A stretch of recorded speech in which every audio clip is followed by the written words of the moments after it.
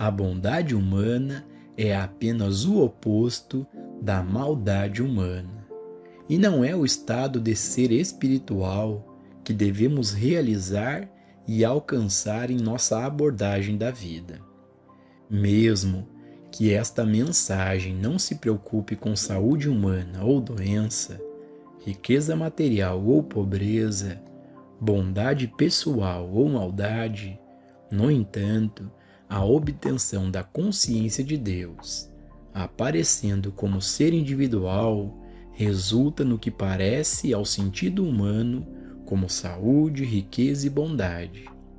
Estes, entretanto, representam os conceitos finitos dessa harmonia espiritual que, na verdade, está sempre presente. Quando não estivermos mais presos à crença de que não somos escravos de alguma pessoa ou circunstância e, quando não formos mais escravos do dinheiro, seremos verdadeiramente livres para sempre.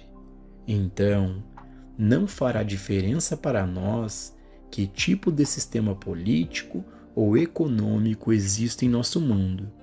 Seremos abundantemente providos de qualquer forma de suprimento que seja necessário sobre a forma particular de governo sobre o qual estivermos vivendo. E, se estivéssemos na prisão, ainda seríamos livres. Seríamos como aquelas pessoas de antigamente que diziam: me prender você não pode, meu corpo você pode colocar na prisão, mas não a mim. A mente ou consciência não pode ser confinada. Não pode ser confinada a uma sala ou a uma cadeira. A mente pode vaguear à vontade e pode ser treinada para se elevar acima do seu sentido corpóreo, como realmente estar neste mundo com a sensação de estar livre do corpo, embora nós não deixemos o corpo. Não é possível deixar nosso corpo, porque nosso corpo e nós somos um. Mas podemos deixar o sentido corpóreo dele e sermos tão livres espiritualmente que não estamos confinados nem ao tempo nem ao espaço. Isso é o que acontece quando obtemos nossa liberdade espiritual. Nessa liberdade espiritual, superamos todo o senso de limitação. Por exemplo, não deixamos de usar dólares, mas não nos preocupamos com eles. Os dólares virão, e mesmo que continuemos a usá-los, não seremos mais limitados ou confinados pelo conceito de que os dólares constituem o suprimento. Enquanto pensarmos em dinheiro como suprimento, não teremos liberdade de suprimento. Mesmo que nossos rendimentos sejam duplicados, não devemos nos congratular por termos feito uma demonstração, se ainda acreditamos que dinheiro é suprimento. Dinheiro não é suprimento. Eu sou suprimento. Consciência é suprimento. Esta essência indefinível chamada espírito, que nós somos, é suprimento, e que é onipresente, onipotente e onisciente. Compreendendo a natureza de Deus, toda vida espiritual depende de nossa capacidade de conhecer Deus e, a menos que compreendamos a onipresença e onipotência de Deus, não faremos nenhum progresso nesse trabalho. Ao longo dos anos, muitos nomes foram dados a Deus. Abraão conheceu Deus como amigo.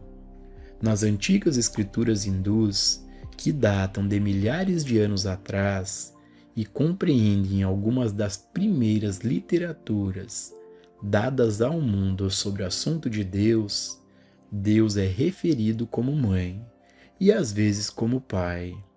O grande místico hindu moderno, Ramakrishna, conheceu Deus como mãe Kali. mas muitas vezes termos como mente, princípio, alma, luz, espírito, amor e outros dos sinônimos bem conhecidos de Deus também serão encontrados nas escrituras hindus. No entanto, como era da natureza dos primitivos hindus, como dos primitivos hebreus, a personalização. Eles se aproximaram de Deus da maneira que eles melhor entendiam, como uma mãe amorosa e, ocasionalmente, como pai. No século XIX, estudiosos do sânscrito traduziram muito dos grandes clássicos hindus para os idiomas alemão e inglês, de modo que, pela primeira vez, o Ocidente teve a oportunidade de se familiarizar com a terminologia hinduísta. O resultado foi que muitos dos seus conceitos de Deus penetraram na literatura do século XIX. O termo pai e mãe, como sinônimo de Deus, ganhou ampla aceitação através de sua incorporação ao ensino da ciência cristã por Mary Baker Eddy. Através do uso deste termo na literatura da ciência cristã, ele foi mais tarde incorporado em muitos outros ensinamentos metafísicos.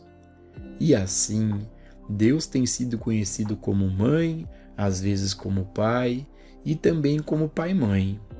Nenhum destes termos se destinava a indicar gênero ou a significar que Deus era homem ou mulher. Ao invés disso, tais termos conotam as qualidades ternas, amorosas e protetoras de uma mãe, e as qualidades severas, legisladoras, protetoras, sustentadoras e mantenedoras de um pai. Portanto, quando Deus vem à sua consciência individual, ele vem de uma maneira tão terna que você ainda pode usar o termo pai ou mãe. Mais e mais pessoas, entretanto, estão começando a pensar em Deus como luz e vida.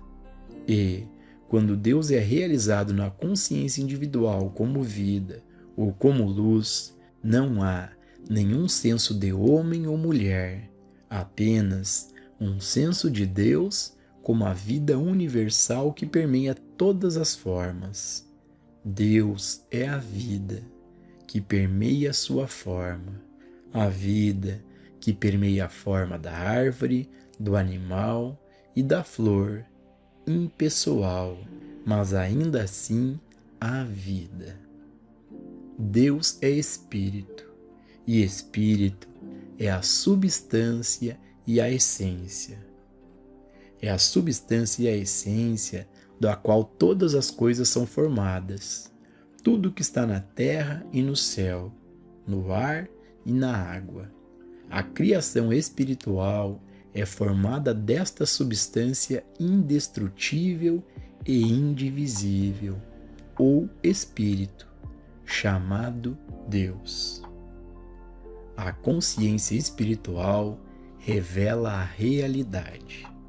Você pode se perguntar, então, por que existem coisas como árvores em decomposição ou vulcões em erupção? Elas são também da essência de Deus? Não, elas representam nosso conceito daquilo que realmente existe. No reino de Deus, nunca há uma árvore em decomposição, nem há forças destrutivas ou perturbadoras operando. O místico alemão Jacob Böhme viu através das árvores e através da grama a realidade. Para todos os místicos, é como se o mundo se abrisse e eles vissem o mundo como Deus o fez. Deus é a substância subjacente e a realidade de todas as formas. Mas o que vemos, ouvimos, provamos, tocamos ou cheiramos é o produto da mente humana, do sentido mortal, material e finito.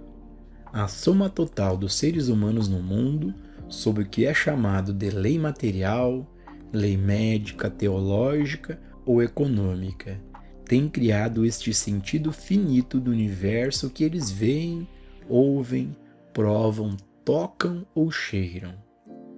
Nada é o que parece ser. Todos nós poderíamos olhar para o mesmo objeto e todos nós poderíamos vê-lo de maneira diferente. Por quê? Porque cada um de nós o interpreta à luz da educação, do meio ambiente e do histórico de sua experiência individual. Compreender que o que vemos representa apenas nosso conceito daquilo que realmente existe é importantíssimo, porque, sob este ponto, fazemos ou perdemos nossa consciência curativa. Deus criou tudo o que foi criado, e tudo o que Ele criou é bom. Portanto, todo este mundo, seja visto como seres humanos, animais ou plantas, é Deus manifesto. Mas, quando o vemos, não o vemos como é, vemos apenas nosso conceito finito dele. Isso é de vital importância, porque é nessa premissa que toda a cura espiritual se baseia. E a falta de reconhecimento deste ponto é responsável por 95% do fracasso na cura espiritual. Muitos metafísicos estão tentando curar o corpo físico, e ele não pode ser curado, porque não há nada que um metafísico possa fazer a um corpo físico. Mas, quando ele muda seu conceito de corpo, o corpo responde a esse conceito superior. Então o paciente diz: eu fui curado. Ele não foi curado. Ele estava perfeito desde o início. O que estava errado não era o corpo, mas seu falso conceito de si mesmo e de seu corpo. Se você conseguir captar essa ideia, pode evitar de cometer o erro fatal de tentar curar alguém ou o corpo de alguém. Quando vejo seu corpo através do sentido espiritual, o vejo como Deus fez. E você declarará que foi curado. A criação de Deus está intacta, é perfeita e harmoniosa. E essa criação perfeita e harmoniosa está bem aqui e agora. Mas isto não pode ser visto com os olhos físicos. Só pode ser discernido através da visão espiritual, do sentido espiritual, através da consciência espiritual ou do que é chamado de Cristo consciência. Não tente reformar a imagem externa. Quando você se depara com roubo, embriaguez ou qualquer forma de degradação, não olhe para ele, mas através dele. Não olhe com os olhos, feche os olhos ou pelo menos desvie. Olhe através do indivíduo, contemplando através de seu sentido espiritual a realidade de seu ser, e você trará o que o mundo chama de cura. Com seu sentido espiritual interior dado por Deus, olhe para o coração de cada homem e veja o Cristo. E ali você encontrará a força de cura mais maravilhosa que existe no mundo. Então, deixe seu sentimento guiá-lo. Tenha uma sensação ou um sentimento do Cristo sentado ali mesmo, no centro do ser individual.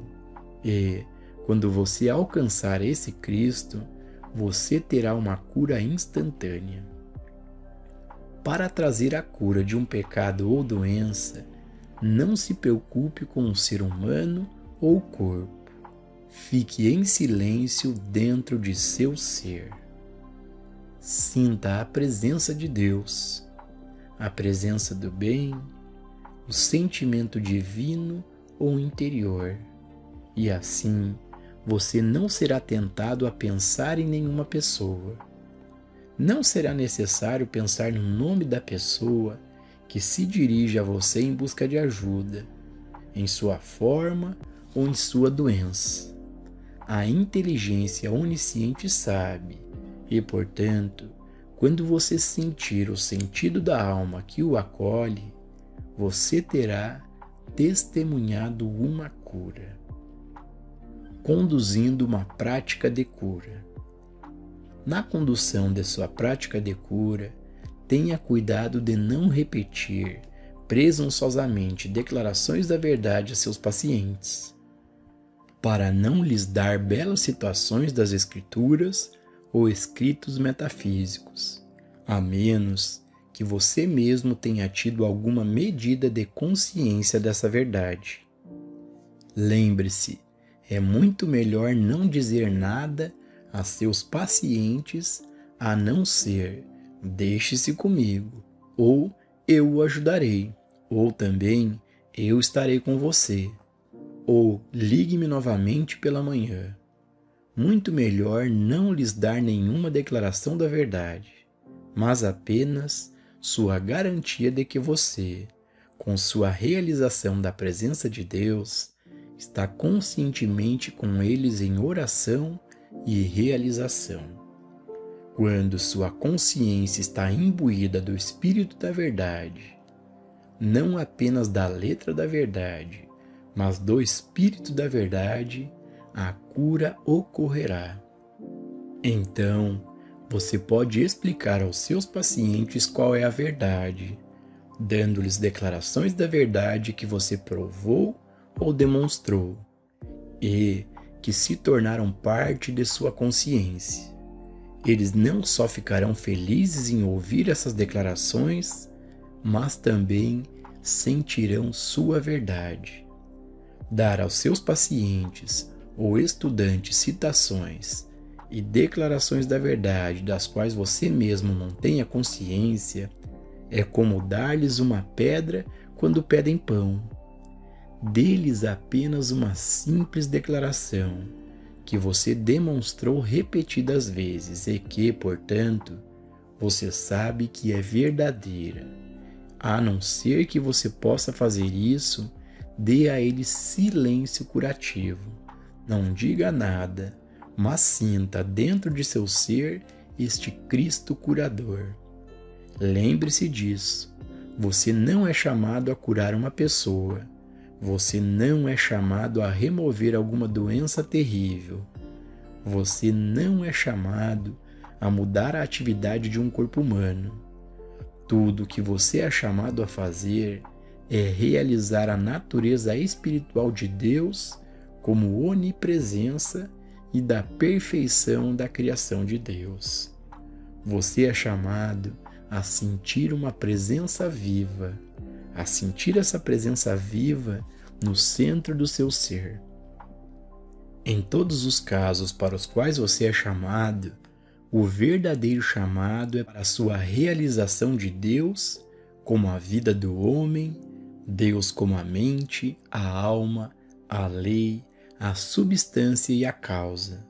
Declarar essas coisas, no entanto, não constitui cura espiritual, é senti-las, é uma consciência espiritual real dentro do seu próprio ser. Não tente alcançar seu paciente, não tente transmitir seu pensamento a um paciente. Apenas tenha certeza de que dentro do seu próprio ser você sente a verdade, você sente a leveza, você sente o senso espiritual de ser. Então, seu paciente responderá. Não leve seu paciente para dentro de seu pensamento. Não leve seu nome ou a natureza de sua doença ou a aparência dele. E, acima de tudo, nunca pense que você deve transmitir ou transferir algum pensamento para seu paciente. Não faz diferença qual é a reivindicação ou problema. Quando o Cristo toca você, toca o Cristo de seus pacientes. Então, a cura. Não tente curar ninguém humanamente, nem mentalmente, nem fisicamente. Procure ficar em silêncio no centro do seu ser e sinta o Cristo.